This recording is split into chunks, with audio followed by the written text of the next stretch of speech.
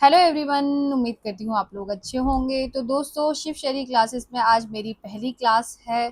अगर ये क्लास से आपको थोड़ा भी हेल्प मिलती है, आपके एग्ज़ाम में आप कुछ बेहतर कर पाते हैं, तो बस आप लोगों से एक ही रिक्वेस्ट है, मेरी क्लास को लाइक कीजिएगा और मेरे चैनल को सब्सक्राइब कीजिएगा। साथ ही साथ आप लोग कमेंट सेक्शन में बता सकते हैं कि क्या मैं और ऐड ऑन कर सकती हूँ या क्या चीज़ों सुधार की ज़रूरत है या क्या आपको मेरी क्लास में अच्छा लगा। तो चलिए दोस्तों, बिना देरी के क्लास को शुरू करते हैं। तो दोस्तों, मेरे बारे में आप लोग अब जान ही गए होंगे। मेरा नाम शैली वाशने है। मैं 2021 की यूजीसी नेट की टॉपर हूँ। इसके साथ साथ मैंने IGNOU, JNU, BHU, AMU, AUD और डीयू के पीएचडी एंट्रेंस एग्जाम क्लियर किए थे। और अभी वर्तमान समय में मैं जामिया मिलिया इस्लामिया से पीएचडी कर रही हूँ। इसके साथ साथ मैंने 2024 में मध्य प्रदेश असिस्टेंट प्रोफेसर का रिटर्न एग्जाम क्वालिफाई किया था और साथ ही मैंने 99.97 परसेंटाइल से 2024 में फिर से जेआरएफ प्राप्त किया। तो चलिए दोस्तों, क्लास को शुरू करें। ये जो मैं आपको पढ़ा रही हूँ, ये मैंने जो पहली क्लास आज जो है वो दृष्टि की गाइड को से ली है। मैं आपको पूरी दृष्टि की जो गाइड है, साथ के साथ जो बुक से मैंने महत्वपूर्ण तथ्य अपने स्टिकी नोट्स के द्वारा यहाँ नोट किए हैं, मैं वो सब कुछ आपको पढ़ाने वाली हूँ। हमारा पहला ही चैप्टर है भाषा वाला चैप्टर। मैं आपको ये गाइड से नहीं करा रही, मैं आपको उसे बुक से ही कराऊंगी, साथ ही अपने नोट से कराऊंगी। तो अभी हम साहित्य इतिहास लेखन की परंपरा से शुरुआत कर रहे हैं। हिंदी साहित्य इतिहास लेखन। हिंदी साहित्य के इतिहास, ये रामचंद्र शुक्ल की जो भी महत्वपूर्ण कथन है वो यहाँ नोट किए हैं।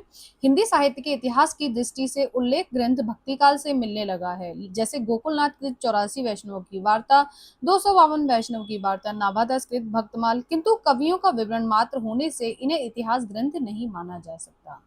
हिंदी साहित्य के इतिहास लेखन की परंपरा का आरंभ 19वीं शती से गारसा द तासी के कृत इस्तवार द लाल हिंदुस्तानी से माना जाता है।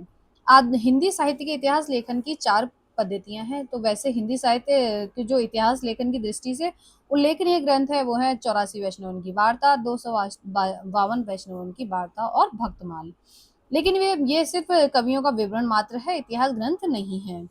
तो अब क्या कहते हैं, कहाँ से हमारे जो इतिहास ग्रंथ लेखन परंपरा शुरू हुई? तो 19वीं शती में गारसादा तासी ने अपना इतिहास ग्रंथ लिखा, इस्तवार द ला लित्वेतर एंड्यू ए हिंदुस्तानी।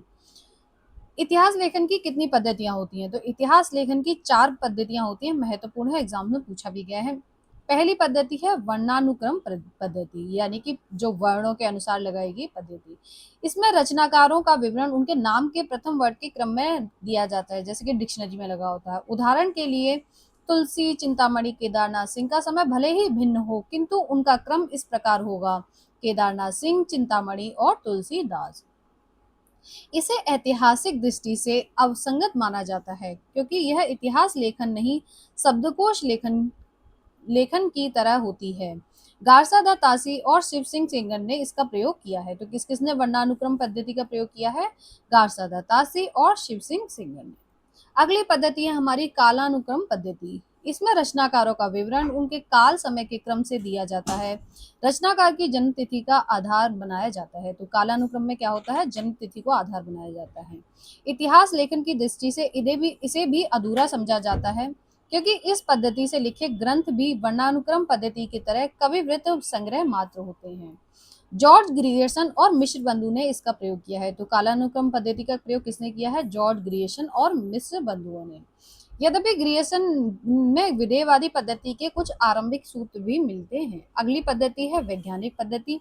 वैज्ञानिक पद्धति में इसमें ग्रंथकार निरपेक्ष एवं तटस्थ रहकर तथ्य संकलन कर उसे क्रमबद्ध रूप से प्रस्तुत करता है। इतिहास लेखन सिर्फ तथ्य संकलन ही नहीं, बल्कि उसकी उनकी व्याख्या एवं विश्लेषण की भी मांग करता है। अतः इस पद्धति को भी अपरिपक्व माना गया।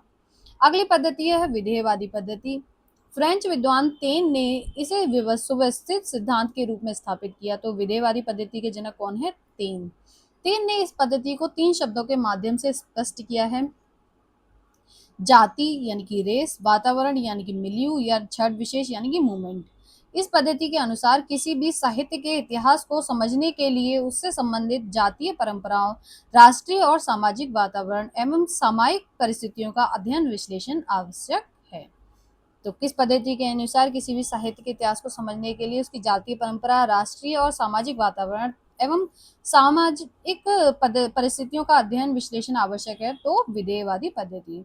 तो इतिहास लेखन की कितनी पद्धतियां हैं? 4 पद्धतियां हैं: वर्णानुक्रम पद्धति, कालानुक्रम पद्धति, वैज्ञानिक पद्धति और विधेयवादी पद्धति। आप लोग ये नाम याद रखेंगे। इसे इतिहास लेखन की व्यापक, स्पष्ट एवं विकसित पद्धति माना गया है, क्योंकि इसके द्वारा साहित्य की विकास प्रक्रिया को बहुत कुछ स्पष्ट किया जा सकता है। हिंदी में सर्वप्रथम आचार्य रामचंद्र शुक्ल ने इस पद्धति का प्रयोग किया। तो रामचंद्र शुक्ल जी ने अपना इतिहास ग्रंथ किस पद्धति से लिखा है? विधेयवादी पद्धति से।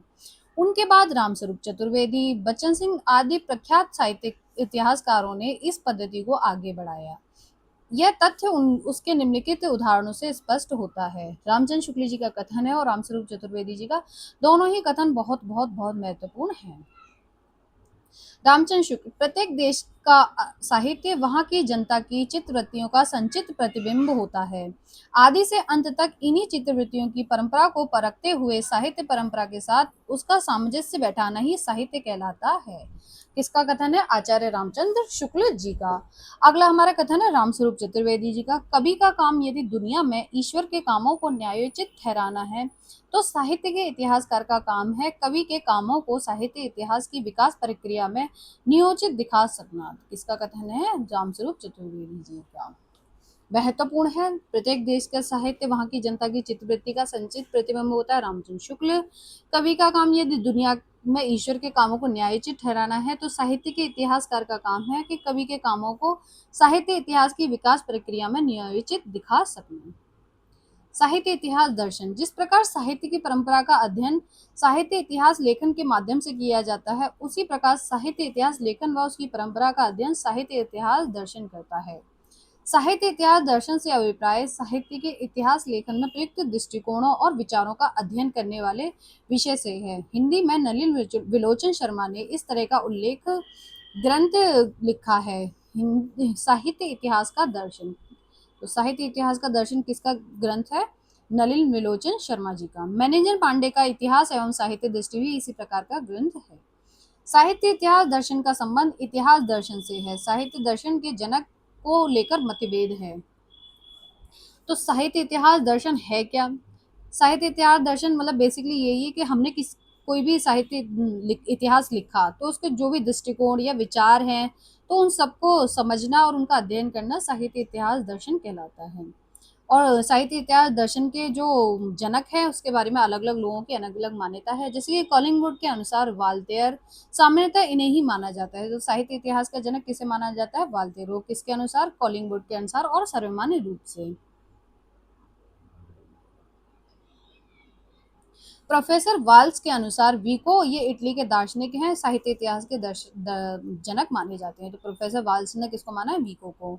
वाल्टेयर के अनुसार इतिहास दर्शन इतिहास के चिंतन की विधि है।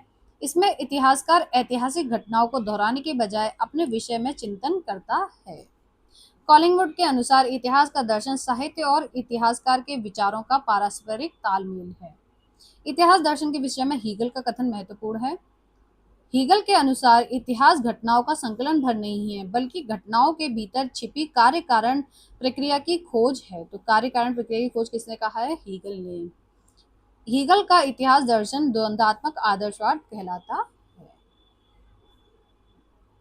यहाँ मैंने इसके अलावा कुछ और भी तथ्य नोट किए हैं, वो आप लोग पढ़ लेंगे। हीगल इतिहास केवल घटनाओं का अन्वेषण एवं संकलन मात्र नहीं है, अपितु उसके अंदर भीतर कार्य कारण की श्रृंखला विद्यमान है। तो कार्य कारण की श्रृंखला किसने कहा है? हीगल ने। साहित्य का इतिहास बदलती हुई अभिरुचियों एवं संवेदनाओं का इतिहास होता है, जिसका सीधा संबंध आर्थिक एवं वैचारिक परिवर्तन से माना जाता है। कथन किसका है? डॉक्टर नगेंद्र का। आचार्य शुक्ल कहते हिंदी साहित्य के इतिहास से, अब यहाँ से विषय वस्तु ली गई है थोड़ी बहुत, बाकी खुद ही एड ऑन यहाँ पे किया है उन लोगों ने। वक्तव्य एवं काल विभाजन: आचार्य शुक्ल ने अपने से पहले लिखे गए साहित्य इतिहास ग्रंथों को कविवृत्त संग्रह कहा है। शिव सिंह सरोज को कविवृत्त संग्रह, modern vernacular literature of northern Hindustan को बड़ा कविवृत्त संग्रह और मिश्र बंधु विनोद को बड़ा भारी प्रकांड कविवृत्त संग्रह कहा है। बहुत ही महत्वपूर्ण है, आप लोग याद रखेंगे। शिव सिंह सरोज वाले को कवि वृत्त संग्रह कहा है। Modern vernacular literature of northern Hindustan को बड़ा कवि वृत्त संग्रह कहा है। और मिश्र बंधु विनोद को बड़ा भारी प्रकांड कवि वृत्त संग्रह कहा है। नामकरण दो आधार पर किया है, काल विभाग के भीतर प्राप्त होने वाली विशेष ढंग की रचनाओं की प्रचुरता व उसके स्वरूप के अनुसार। तो नामकरण के क्या दो आधार लिए हैं रामचंद्र शुक्ल जी ने, एक तो काल विभाग के भीतर प्राप्त होने वाली विशेष ढंग की रचनाओं की प्रचुरता व उसके स्वरूप के अनुसार, या दूसरा ग्रंथों की प्रसिद्धि के आधार पर, क्योंकि प्रसिद्धि भी किसी काल की लोक प्रवृत्ति की प्रतिध्वनि ही है। किसी काल विस्तार को लेकर यूं ही पूर्व और उत्तर नाम देकर दो हिस्से कर डालना ऐतिहासिक विभाग नहीं कहला सकता है। किसका कथन है? आचार्य रामचंद्र शुक्ल जी का। किसी काल के कवियों की ऐतिहासिक साहित्यिक विशेषताओं के संबंध में मैंने जो संक्षिप्त विचार प्रकट किए हैं, वे दिग्दर्शन मात्र के लिए इतिहास की पुस्तक में किसी कवि की पूरी या अधूरी आलोचना भी नहीं की जा सकती। किसका कथन है? आचार्य रामचंद्र शुक्ल जी का। आधुनिक काल में गद्य का आविर्भाव सबसे प्रधान साहित्यिक घटना है। तो आधुनिक काल में सबसे प्रधान साहित्यिक घटना क्या है? गद्य का आविर्भाव। वर्तमान लेखकों और कवियों के संबंध में कुछ लिखना अपने सिर पर एक बला मोल लेना ही समझ पड़ता है। तो ये किसका कथन है? आचार्य रामचंद्र शुक्ल जी का। रीतिकाल के कवियों के परिचयात्मक विवरण मैंने मिश्र बंधु विनोद से लिया है। तो रीतिकाल के जो कवियों का परिचय कहाँ से लिया है? मिश्र बंधु विनोद से। मिश्र बंधु विनोद के अतिरिक्त सामग्री सहयोग के लिए इन ग्रंथों के नाम शुक्ल ने दिए हैं। कौन कौन से हैं? पहला तो मिश्र बंधु विनोद ही था, दूसरा था हिंदी कोविद रत्नमाला श्याम सुंदर दास, कविता कौमुदी रामनरेश त्रिपाठी, ब्रज माधुरी सार, वियोगी हरि। ये चारों ही नाम महत्वपूर्ण है। आपको याद रखना है कि शुक्ल जी ने रीतिकाल का परिचय कहाँ से लिया? मिश्र बंधु विनोद से। और अन्य जानकारियां कहाँ से ली? हिंदी कोविद रत्नमाला श्याम सुंदर दास, कविता कौमुदी रामनरेश त्रिपाठी, ब्रज माधुरी सार, वियोगी हरि। मेरा उद्देश्य अपने साहित्य के इतिहास का एक पक्का और सुव्यवस्थित ढांचा खड़ा करना है, ना कि कवि कीर्तन करना। किसका कथन है? आचार्य रामचंद्र शुक्ल जी का। उन्होंने आदिकाल को वीर गाथा काल कहा, जिसका समय सीमा उन्होंने निर्धारित की संवत 1050 से 1375। पूर्व मध्यकाल जिसे भक्ति काल कहा, उसका समय सीमा संवत 1375 से 1700। उत्तर मध्यकाल जिसे रीतिकाल कहा, उसका समय संवत 1700 से 1900। आधुनिक काल जिसे उन्होंने गद्य काल कहा, संवत 1900 से 1984 माना। साहित्य इतिहास लेखन की परंपरा। तो हमारे जो पहले थे वे हैं गारसादा तासी। एस्तवार द ला लेटर एंदी हिंदुस्तानी। यहाँ पे एंदी का मतलब है हिंदी और हिंदुस्तानी का मतलब है उर्दू। किसका ग्रंथ है? गारसादा तासी का। दो भागों में 1839 में प्रथम भाग और 1847 में द्वितीय भाग प्रकाशित हुआ। तो स्टार्टिंग में इसके दो भाग आए, पहला भाग 1839 और दूसरा भाग 1847। दूसरे संस्करण में 1871 में आया, जिसके 3 खंड कर दिए गए। तो दूसरा संस्करण कब आया? 1871 में, जिसके 3 खंड कर दिए गए। इसमें उर्दू और हिंदी के 738 कवि महत्वपूर्ण है। कितने कवि? 738 कवियों का विवरण उनके अंग्रेजी वर्ण के क्रम से किया गया है। केवल 72 कवि ही हिंदी के हैं। तो टोटल 738 कवि है और 72 ही हिंदी के हैं। यह फ्रेंच भाषा में लिखा गया। तो क्या भाषा है इसकी? फ्रेंच भाषा। एंदुई का अर्थ है हिंदी या हिंदी, हिंदुस्तानी का अर्थ है हिंदुस्तानी या उर्दू। इसे ब्रिटेन और आयरलैंड के प्राच्य साहित्यिक अनुवादक समिति की ओर से पेरिस से प्रकाशित किया गया था, जिसमें काल विभाजन और नामकरण का कोई प्रयास नहीं किया गया था। तो इसमें काल विभाजन और नामकरण का प्रयास नहीं किया गया है। लक्ष्मी सागर वार्ष्णेय ने इस ग्रंथ में वर्णित हिंदी रचनाकारों संबंधित सामग्री का हिंदी अनुवाद हिंदुई साहित्य का इतिहास शीर्षक से 1952 ईस्वी में किया है। तो लक्ष्मी सागर वार्ष्णेय जी ने अनुवाद किया है किस नाम से? हिंदुई साहित्य का इतिहास 1952 में। अगले हमारे इतिहास लेखक हैं मौलवी करीमुद्दीन, और इनका इतिहास ग्रंथ है तज़किरा-ई सुइरा-ई हिंदी। ये 1848 में प्रकाशित हुआ। नलिन विलोचन शर्मा ने इन्हें हिंदी का प्रथम इतिहासकार माना है। दिल्ली कॉलेज द्वारा प्रकाशित इस ग्रंथ में 1004 कवियों का विवरण दिया गया है, जिसमें से 62 कवि ही हिंदी से संबंधित हैं। गारसादा तासी ने 738 कवि लिए थे, जिसमें 72 हिंदी के थे। इन्होंने 1004 लिए, लेकिन इसमें 62 कवि ही हिंदी के हैं। इस ग्रंथ का महत्व इस बात से है कि इसमें सर्वप्रथम कालक्रम का ध्यान रखा गया।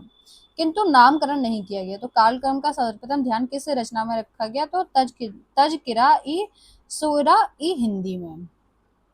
इसे तबक़ाशुअरा भी कहा जाता है और इसमें किंतु नामकरण नहीं है। इसमें कालक्रम का तो ध्यान रखा है लेकिन नामकरण नहीं किया गया है। अगला है हमारा इतिहास ग्रंथ भाषा काव्य संग्रह है, जो कि 1873 का है। हमारे इसके लेखक हैं महेश दत्त शुक्ल। तो भाषा काव्य संग्रह 1873, महेश दत्त शुक्ल। यह हिंदी भाषा में लिखा गया प्रथम हिंदी साहित्य इतिहास संबंधी ग्रंथ था। तो ये इसकी भाषा क्या थी? हिंदी। अभी तक तासी की फ्रेंच थी, इसकी उर्दू थी, तज़किरा सुरा हिंदी की। भाषा काव्य संग्रह जो हिंदी का पहला था, ये नवल किशोर प्रेस लखनऊ से प्रकाशित हुआ।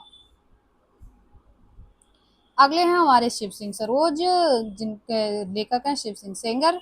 1883 में नवल किशोर प्रेस लखनऊ से प्रकाशित हुआ। इस ग्रंथ में सर्वोत्तम 1000 से ज्यादा 1003 भाषा कवियों का विवरण दिया गया है। इसी से यह बाद में इतिहासकारों के लिए आधार भी रहा। इसके पूर्वार्ध में 838 कवियों की रचनाओं के नमूने और उत्तरार्ध में 1003 कवियों का जीवन परिचय है। और ये जो 1003 कवि हैं वो विशुद्ध हिंदी के हैं। इसमें वर्णानुक्रम पद्धति का प्रयोग किया गया है। काल विभाजन व नामकरण का प्रयास नहीं किया गया है। तो इसमें भी काल विभाजन और नामकरण का प्रयास नहीं है। इस ग्रंथ को हिंदी साहित्य इतिहास का प्रस्थान बिंदु कहा गया है। तो ये जो प्रस्थान बिंदु है, तो मैंने नगेंद्र जी की पुस्तक में मॉडर्न वर्नाक्युलर लिटरेचर हिंदुस्तान को पढ़ा है, तो मुझे यहाँ पे ये पॉइंट ही गलत लगता है। आरसी रामचंद्र शुक्ल ने आरंभ में इनका वर्णन यानी कि शिव सिंह सरोज का वर्णन किया है। रामचंद्र शुक्ल ने इसका 1833 ईस्वी माना है। हिंदी साहित्य का प्रथम इतिहास ग्रंथ जो कि हिंदी में है। हिंदी साहित्य के प्रारंभ की चर्चा करने वाले प्रथम इतिहासकार यानी कि Shiv Singh Saroj. The modern vernacular literature of northern Hindustan, लेखक हैं जॉर्ज ग्रियर्सन। 1888 में इसका प्रकाशन हुआ। एशियाटिक सोसाइटी ऑफ बंगाल की पत्रिका के एक विशेषांक के रूप में यह प्रकाशित हुआ था। सही अर्थों में हिंदी साहित्य का पहला इतिहास ग्रंथ कौन सा है? The modern vernacular literature of northern Hindustan. इसमें सर्वप्रथम हिंदी साहित्य की भाषा की दृष्टि से क्षेत्र निर्धारित करते हुए हिंदी के इतिहास को संस्कृत, पाली, प्राकृत और अरबी फारसी मिश्रित उर्दू से पृथक किया गया। इसमें पहली बार कवियों का कालक्रमानुसार वर्गीकरण किया गया। तो पहली बार कवियों का कालक्रमानुसार वर्गीकरण कब किया, किसने किया? तो जॉर्ज ग्रियर्सन ने। संपूर्ण ग्रंथ 11 अध्याय में विभक्त है। प्रत्येक अध्याय एक काल का सूचक है। हर अध्याय का नामकरण भी किया है। नामकरण भी महत्वपूर्ण है। हरियाणा असिस्टेंट प्रोफेसर में पूछा भी गया था। इसमें कुल 952 कवियों को शामिल किया गया, जिसमें से 886 कवियों का विवरण का आधार सिंह सरोज ही है। इसमें सर्वप्रथम भक्तिकाल 16वीं से 17वीं सदी को स्वर्णयुग कहा गया। किशोरी लाल गुप्त ने इसका अनुवाद किया। किस नाम से किया? हिंदी साहित्य का प्रथम इतिहास। एग्जाम में पूछा जा चुका है और इसका प्रकाशन वर्ष है 1957। इंग्लिश में होने के कारण हिंदी के अध्ययनकर्ताओं की दृष्टि का केंद्र बिंदु नहीं बन सका, क्योंकि इसकी भाषा इंग्लिश थी। केवल हिंदी के कवियों को स्थान दिया। रचना जो इन्होंने सहायता ली, तासी से, सेंगर से, शिव सिंह सरोज से, भक्तमाल से, गोसाई चरित्र, टोटल 17 रचनाओं से इन्होंने सहायता ली। इनकी ग्रियर्सन की एक और रचना है तुलसी का वैज्ञानिक अध्ययन। साहित्य इतिहास में यह ग्रंथ नींव का पत्थर माना गया है। साहित्य इतिहास का प्रथम वैज्ञानिक इतिहास भी इसे कहा जाता है। अगले हैं हमारे मिश्र बंधु विनोद, जिसके लेखक है मिश्र बंधु। इस प्रथम 3 भाग 1913 और चौथा भाग 1934 में प्रकाशित हुआ। इसमें बहुत सारे कवियों को दिया गया है। 4591 कवियों को स्थान दिया गया है। ग्रियर्सन यद्यपि काल विभाजन एवं नामकरण कर चुके थे, किंतु व्यवस्थित रूप से इसका करने का श्रेय मिश्र बंधुओं को जाता है। इन्होंने संपूर्ण इतिहास को 5 कालों में विभाजित किया। मिश्र बंधु 3 भाई थे, गणेश बिहारी, श्याम बिहारी और सुखदेव बिहारी मिश्र। नामवर सिंह जी कहते हैं, यह साहित्य इतिहास साहित्यिक पुनरुत्थान की लहर से प्रभावित है। अगले हैं हमारे रामचंद्र शुक्ल जी, जिनकी पुस्तक बहुत ही महत्वपूर्ण है, हिंदी साहित्य का इतिहास, जिसका प्रकाशन वर्ष है 1929। कवियों की तुलना में काव्यगत विशेषताओं को प्रमुखता देने वाले हिंदी साहित्य का प्रथम शुद्ध या व्यवस्थित वैज्ञानिक इतिहास कह सकते हैं। यह ग्रंथ मूलतः नागरी प्रचारणी सभा से प्रकाशित हिंदी शब्द सागर की भूमिका के रूप में लिखा गया था। इस भूमिका को हिंदी साहित्य का विकास नाम दिया गया और इसका प्रकाशन हुआ था जनवरी 1929 में। पूछा जा चुका है, इसलिए मैंने यहाँ नोट भी किया है। यह हिंदी का सर्वाधिक प्रख्यात इतिहास ग्रंथ है। इसमें रचनाकारों की इतिवृत्त की बजाय उनकी रचनात्मक वैशिष्ट्य पर अधिक बल दिया गया है। विधेयवादी प्रयोग पद्धति का प्रयोग करते हुए तत्कालीन युगीन परिस्थिति के संदर्भ में हिंदी साहित्य के इतिहास को विश्लेषित किया गया है। अपभ्रंश साहित्य को हिंदी से अलगाते हुए पूर्व पीठिका के रूप में वर्णित किया है। संपूर्ण इतिहास का इतना तार्किक एवं सुव्यवस्थित काल विभाजन किया है कि परिवर्ती इतिहास ग्रंथों से प्राय इसका ही प्रयोग किया है। तो मतलब बहुत ही ज्यादा तार्किक है और सुव्यवस्थित है आचार्य रामचंद्र शुक्ल जी का इतिहास ग्रंथ। अगले हैं हमारे हिंदी का आलोचनात्मक इतिहास। लेखक है राम कुमार वर्मा। प्रकाशन वर्ष 1938। इनके सबके प्रकाशन वर्ष महत्वपूर्ण हैं, आप लोग याद रखेंगे। छायावादी कवि रामकुमार वर्मा द्वारा रचित यह इतिहास ग्रंथ काव्यात्मक भाषा ने पाठकों को आकर्षित किया। अपनी विस्तृत सामग्री, उसके आकर्षक प्रस्तुति और भाषा के कारण ग्रंथ प्रभाव छोड़ने में सफल रहा। इतना महत्वपूर्ण नहीं है, ये महत्वपूर्ण है आगे आने वाला तथ्य कि सिर्फ आदिकाल से भक्तिकाल तक का है। कहाँ से कहाँ तक है? आदिकाल से भक्तिकाल। 693 से लेकर 1693 ईस्वी तक की अवधि को इसमें लिया गया है। आगे का भाग वे नहीं लिख पाए हैं, तो कब से? 693 से 1693। निर्गुण ज्ञानाश्रय शाखा को संत काव्य तथा निर्गुण प्रेमाश्रय शाखा को सूफी काव्य नाम किसने दिया? रामचंद्र शुक्ल जी ने। वो रामचंद्र शुक्ल ने, रामकुमार वर्मा जी ने। ज्ञानाश्रय शाखा को क्या कहा? संत काव्य। और निर्गुण प्रेमाश्रय को सूफी काव्य कहा। किसने कहा? रामकुमार वर्मा जी ने। इसमें अपभ्रंश साहित्य के बड़े हिस्से को भी शामिल किया गया, जिसे संधि काल के शीर्षक के अंतर्गत प्रस्तुत किया गया। इन्होंने आदिकाल को संधि व चारण काल नाम दिया। तो आदिकाल को रामकुमार वर्मा जी ने क्या नाम दिया? संधि काल या चारण काल। और संधि काल के अंदर उन्होंने अपभ्रंश साहित्य को स्थान दिया। अगले हमारे हजारी प्रसाद द्विवेदी जी। इनका साहित्य इतिहास ग्रंथ है हिंदी साहित्य की भूमिका 1940, हिंदी साहित्य उद्भव एवं विकास 1952, हिंदी साहित्य का आदिकाल 1952। ये इनके जो हिंदी साहित्य का आदिकाल है, ये इग्नू के पीएचडी एंट्रेंस एग्जाम में पूछा जा चुका है। 5 व्याख्यानों का एक संग्रह है। हजारी प्रसाद द्विवेदी ने कोई स्वतंत्र इतिहास ग्रंथ नहीं लिखा, किंतु उल्लेखित ग्रंथों 3 ग्रंथ साहित्य इतिहास संबंधी ही हैं। द्विवेदी जी परंपरा इतिहास की परंपरा के विकास को रूप में व्याख्यायित करते हैं। आदिकाल का स्वरूप निर्धारण, भक्तिकाल के उदय की पृष्ठभूमि, परवर्ती सिद्धांतों से भक्तिकाल संत काव्यधारा का संबंध उद्घाटन, हिंदी सूफी काव्य का आधार, संस्कृत प्राकृत अपभ्रंश और परंपराओं को मानना आदि साहित्य इतिहासकार के रूप में इनकी उपलब्धियां हैं। अगले हैं हमारे डॉक्टर गणपति चंद्र गुप्त, जिनका है हिंदी साहित्य का वैज्ञानिक इतिहास 1965। ये पहला वैज्ञानिक इतिहास है। इसमें आचार्य शुक्ल द्वारा प्रतिपादित ढांचे में आमूलचूल परिवर्तन करके एक सार्थक प्रयास किया गया है। अगला इतिहास ग्रंथ है हिंदी साहित्य का इतिहास, जिसके संपादक हैं डॉक्टर नगेंद्र और डॉक्टर हरदयाल। 1973 इसका प्रकाशन वर्ष है। इसमें 26 विद्वानों के सहयोग से एक विशद ग्रंथ बनाया गया है। ऐतिहासिक दृष्टि संपूर्ण ग्रंथ में आदोपांत नहीं हो पाई है, किंतु फिर भी प्रत्येक काल व उसके जुड़े रचनाकारों का सरल भाषा में अपेक्षाकृत अधिक प्रमाणिक व व्यवस्थित सामग्री के कारण यह विद्यार्थियों में विशेष रूप से प्रचलित है। अगले हमारे आखिरी है हिंदी साहित्य का और संवेदना का विकास, रामस्वरूप चतुर्वेदी। 1986 इसका प्रकाशन वर्ष है। व्यास सम्मान से सम्मानित यह रचना है। तो कौन सा सम्मान मिला है इसे? व्यास सम्मान। रामस्वरूप चतुर्वेदी मूलतः आचार्य शुक्ल की दृष्टि से प्रभावित हैं, फिर भी उन्होंने शुक्ल जी की युगीन दृष्टिकोण और द्विवेदी जी की परंपरावादी दृष्टिकोण का परस्पर संबंध बनाते हुए लिखा है। अब मैं आप लोगों को अपने जो भी मैंने नोट डाउन किया है मैं वो पढ़ा देती हूँ। काल विभाजन साहित्यिक प्रवृत्तियों और रीति आदर्शों की समानता के आधार पर होना चाहिए। साहित्यिक की युगों का सीमांकन मूल प्रवृत्तियों के आरंभ और अवसान का अनुसार होना चाहिए। रोमानी युग, रीतिकाल, छायावादी युग आदि साहित्यिक प्रवृत्तियों के आधार पर दिए गए नामकरण है। भारतेंद्र युग, रविंद्र युग, द्विवेदी युग आदि कालक्रम के आधार पर दिया गया नामकरण है। ये कहाँ से लिया? डॉक्टर नगेंद्र की पुस्तक से। हजारी प्रसाद द्विवेदी जी लिखते हैं, इस अपभ्रंश साहित्य को मध्य देश के उसी प्रकार भाषा काव्य समझा जाता है जिस प्रकार परवर्ती ब्रजभाषा या अवधि की कविता को। हिंदी साहित्य के इतिहास में काल विभाजन का सर्वप्रमुख आधार है प्रवृत्ति विशेष। तो प्रवृत्ति को हम लोग बहुत महत्व देते हैं। Modern vernacular literature of Hindustan की भूमिका में ग्रियर्सन कहते हैं, मैं आधुनिक भाषा साहित्य का ही विवरण प्रस्तुत करने जा रहा हूँ, अतः मैं संस्कृत में ग्रंथ रचना करने वाले लेखकों का विवरण नहीं दे रहा हूँ, प्राकृत में लिखी गई पुस्तकों को भी विचार से बाहर रख रहा हूँ। किसका कथन है?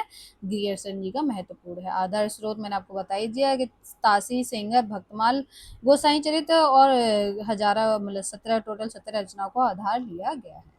बच्चन सिंह लिखते हैं, अतीत की घटनाओं के कारण एवं वर्तमान में उनकी उपयोगिता का मूल्यांकन इतिहास है तथा साहित्यिक दृष्टि से इसका विश्लेषण इतिहास है। नामवर जी लिखते हैं, शुक्ल जी को इतिहास पांचांग के रूप में प्राप्त हुआ था, उन्होंने मानवीय शक्ति से उसे अनुप्राणित कर इतिहास बना दिया। किसका कथन है? नामवर जी का महत्वपूर्ण एग्जाम में आ चुका है। मिश्र बंधु विनोद के भाग 2 में मिश्र बंधुओं ने लिखा है, आचार्य लोग तो कविता करने की रीति सिखलाते हैं, मानो वह संसार से ये कहते हैं कि अमुकामुक विषयों के वर्णन में अमुक प्रकार के कथन उपयोगी हैं और अमुक प्रकार के अनुपयोगी। तो किसका कथन है? मिश्र बंधुओं का। महत्वपूर्ण है, एग्जाम में पूछा जा चुका है। बच्चन सिंह लिखते हैं, रामकृष्ण, हिमालय और गंगा भारतीय जीवन में इस तरह व्याप्त हैं कि उनसे इस देश की अस्मिता पहचानी जाती है। किसका कथन है? डॉक्टर बच्चन सिंह का। सभी को अब साहित्य इतिहास संबंधी ग्रंथों को और ग्रंथकारों को क्रमानुसार यहाँ पे लगाया गया है। इस्तेवारदा लिटरेचर एंड्री हिंदुस्तानी 1839, गारसदा तासी, तजकिराई सिराई Hindi, Maulvi Karimuddin 1848, Bhasha Kavya Sangrah 1873, Mahesh Datt Shukla, Shiv Singh Saroj 1883, Shiv Singh Sengar the modern vernacular literature of northern Hindustan 1888, George Grierson Hindi Kavi Ratnamala 2 भाग हैं 1909 और 1914, श्याम सुंदर दास, मिश्र बंधु विनोद 1913, मिश्र बंधुओं द्वारा लिखित है। The sketch of Hindi literature, sketch किसने बनाया है? एडविन ग्रीव्स ने। और history of Hindi literature, history किसने लिखी है? FEK ने। 1917 और 1920 इनके प्रकाशन वर्ष है। महत्वपूर्ण है, एग्जाम में UPSC के एग्जाम में पूछा भी जा चुका है। हिंदी साहित्य विमर्श 1923, पनुमलाल पुन्नालाल बख्शी, ब्रज माधुरी सार, वियोगी हरि, हिंदी भाषा का विकास, श्याम सुंदर दास, सुकवि सरोज, गौरी शंकर द्विवेदी, कविता कौमुदी, रामनरेश त्रिपाठी, हिंदी साहित्य का इतिहास, आचार्य रामचंद्र शुक्ल, हिंदी भाषा का साहित्य, श्याम सुंदर दास, हिंदी साहित्य का विवेचनात्मक इतिहास, सूर्यकांत शास्त्री, हिंदी साहित्य का इतिहास, रमाशंकर शुक्ल रसाल, हिंदी भाषा और इसके साहित्य का विकास, अयोध्या सिंह उपाध्याय हरिऔध, हिंदी साहित्य का संक्षिप्त इतिहास, नंदुलारी वाजपेयी संकलनकार हैं और मूल लेखक हैं श्याम सुंदर दास। तो हिंदी साहित्य का संक्षिप्त इतिहास किसका है? श्याम सुंदर दास जी का। और संकलन किसने किया है? नंदुलारी वाजपेयी जी ने। हिंदी साहित्य का इतिहास 1932, ब्रजरत्न दास, हिंदी साहित्य 1933, 3 भाग हैं, किसका है? डॉक्टर धीरेन्द्र वर्मा जी का। आधुनिक हिंदी साहित्य का इतिहास 1934, कृष्ण शंकर शुक्ल, साहित्य की झांकी, गौरी शंकर सत्येंद्र, पुरातत्व निबंधावली महत्वपूर्ण, राहुल सांकृत्यायन, हिंदी साहित्य का सुबोध इतिहास महत्वपूर्ण, बाबू गुलाब राय, हिंदी साहित्य का संक्षिप्त इतिहास, गोपाल लाल खन्ना, हिंदी साहित्य का आलोचनात्मक इतिहास 1938, रामकुमार वर्मा, राजस्थानी साहित्य की रूपरेखा महत्वपूर्ण, मोतीलाल मिनारिया, मॉडर्न हिंदी लिटरेचर, इंद्रनाथ मदान, हिंदी साहित्य की भूमिका महत्वपूर्ण, आचार्य हजारी प्रसाद द्विवेदी, खड़ी बोली, हिंदी साहित्य का इतिहास, ब्रज नरसिंह दास, आधुनिक हिंदी साहित्य, लक्ष्मी सागर वार्ष्णेय, आधुनिक हिंदी साहित्य का विकास, डॉक्टर कृष्णलाल, हिंदी साहित्य 20वीं शताब्दी, नंदुलारी वाजपेयी, हिंदी काव्य धारा 1944, राहुल सांकृत्यायन, महत्वपूर्ण, इन्होंने 5 युगों में इसको विभाजित किया है। 5 युग कौन से हैं? सिद्ध सामंत युग, सूफी युग, भक्ति युग, दरबारी युग, नवजागरण युग। महत्वपूर्ण है, एग्जाम में पूछा जा चुका है।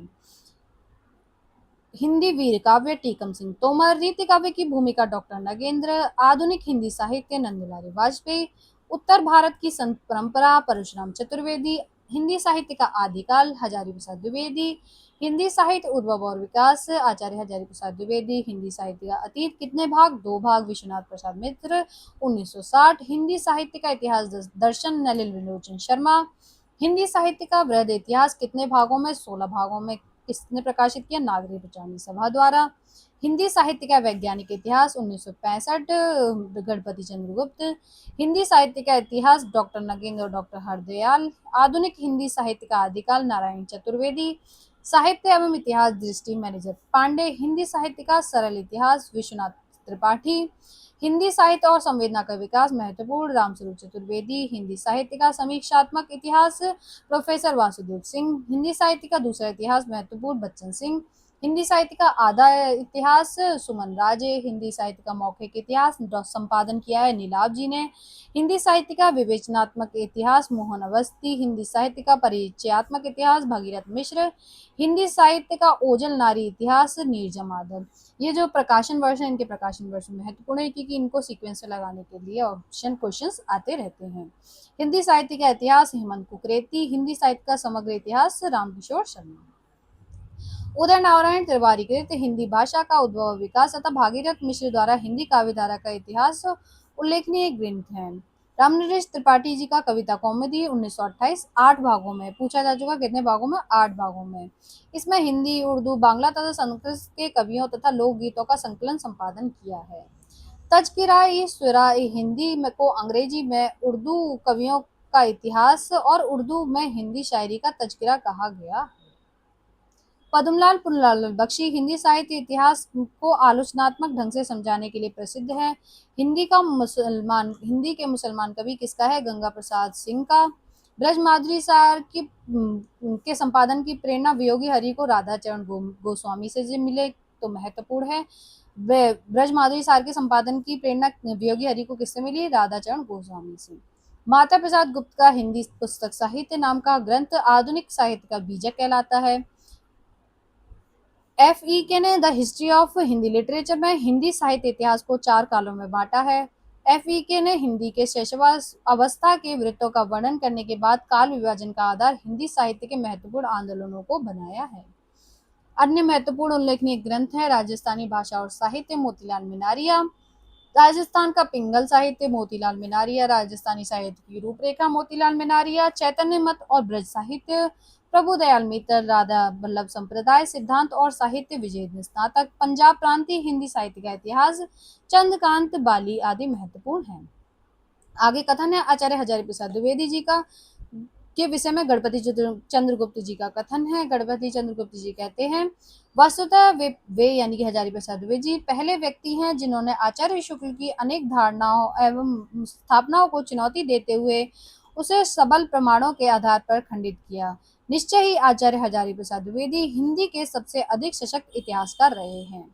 हिंदी के साहित्य इतिहास लेखन के संदर्भ में नलिन विलोचन शर्मा जी का उल्लेखनीय मत है।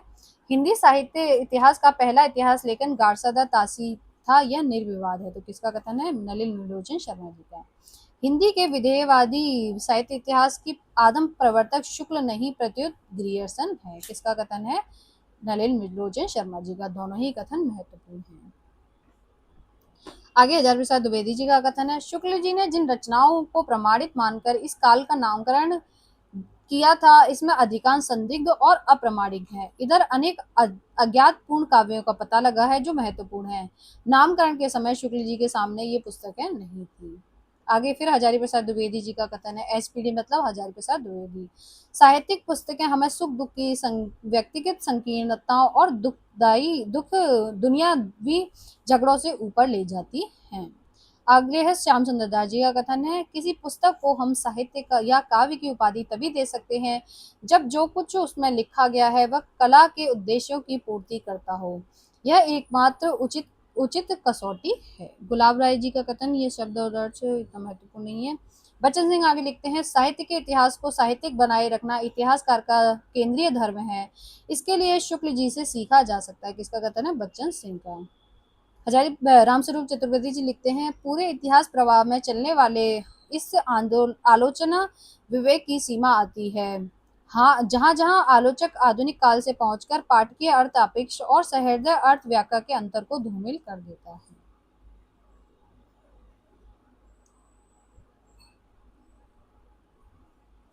प्रेमचंद जी का यह कथन है साहित्य उसी रचना को कहेंगे जिससे कोई सच्चाई प्रकट की गई जिसकी भाषा प्रौढ़, परिमार्जित, सुंदर हो और जिसमें दिल व दिमाग पर असर डालने का गुण हो। महत्वपूर्ण है, किसका है? प्रेमचंद जी का कथन। राम कुमार वर्मा जी कहते हैं इतिहास का इतिवृत्तात्मक लेखन सबसे पहले मिश्र बंधु विनोद में पाया जाता है। तो किसका कथन है? राम कुमार वर्मा जी का। 7वीं शताब्दी से ही हम सिद्धों की रचनाओं को अपनी भाषा के प्रारंभिक रूप में पाते हैं। इतिहास, रामस्वरूप चतुर्वेदी जी का कथन है इतिहास लेखन में रामचंद्र शुक्ल एक ऐसी क्रमिक पद्धति का अनुसरण करते हैं जो अपना मार्ग स्वयं प्रशस्त करती चलती है, विशेषतः जबकि साहित्य का इतिहास यहाँ पहली बार व्यवस्थित रूप से कहा जा सकता।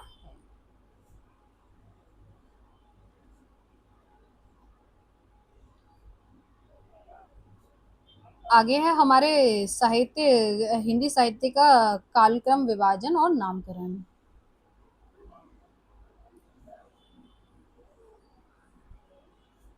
जॉर्ज ग्रेसन जी ने 11 जो काल विभाजन और नामकरण किया है वो 11 खंडों में किया है। तो पहला है चारण चारण काल, दूसरा है 15वीं शताब्दी का धार्मिक पुनर्जागरण, तीसरा है मलिक मोहम्मद जायसी का प्रेम काव्य, तीसरा है चौथा है ब्रज का कृष्ण काव्य, पांचवा है मुगल दरबार, छठा है तुलसी का दास, सातवां है रीति काव्य, आठवां है तुलसीदास, नौवां है 18वीं शताब्दी, 10वां है कंपनी के शासन में हिंदुस्तान, 11वां है विक्टोरिया के शासन में हिंदुस्तान।